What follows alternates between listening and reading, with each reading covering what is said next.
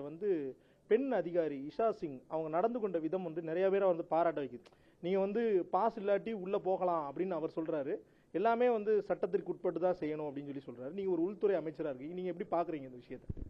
அதாவது ஏற்கனவே வந்து பாத்தீங்கன்னா அவங்க ரோட் ஷோவுக்கு பர்மிஷன் கேட்டாங்க. ஏற்கனவே கரூர்ல கிட்டத்தட்ட ஒரு 41 பேருக்கு மேல இறந்துருக்கிறாங்க. அதனால அது மாதிரி ஒரு நிகழ்வு புதுவை மாநிலத்திலும் நடந்து விடக்கூடாது. எங்களுக்கு பொதுமக்கள் தான் முக்கியம். அதனால அது நடந்து விடக்கூடாதுன்னு தான் ரோட் ஷோ நம்ம அனுமதிக்க முடியாது. நீங்க வேணா பொதுக்கூட்டமா நடத்திக்கிங்க அப்படின்னு நம்ம சொன்னோம்.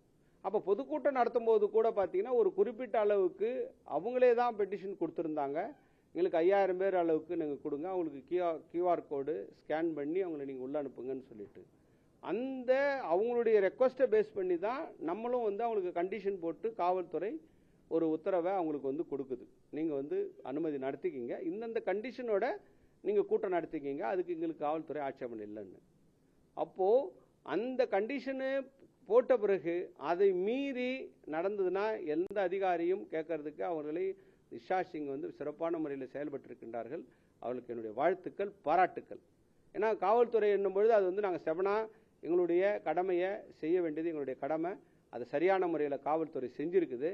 அது மாதிரி மீறி இந்த காவல்துறையுடைய கண்டிஷனை மீறி இன்றைக்கு அவர் தாவேகாவுடைய பொதுச் செயலாளர் அது மாதிரி நடந்திருந்தா உரிய விசாரணைக்கு பிறகு உரிய நடவடிக்கை எடுக்கப்படும்.